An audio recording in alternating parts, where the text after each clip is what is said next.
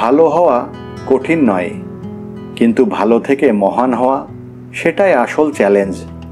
এই পরিবর্তন আসে না কোনো ম্যাজিক মোমেন্টে, আসে নিয়মিত ধারাবাহিক প্রচেষ্টা আর শৃঙ্খলার মাধ্যমে।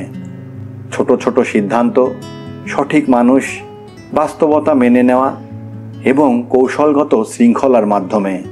এখানে সংক্ষিপ্ত পথ নেই তাৎক্ষণিক জয়, থাকে একটাই, রাস্তায় টিকে থাকার মানসিকতা এবং প্রতিনিয়ত নিজেকে ও টিমকে উন্নত করার প্রতিজ্ঞা। এই ধারাবাহিকতা একসময় গতি আনে পরিণতির, আর সেখান থেকেই জন্ম নেয় মহত্ব।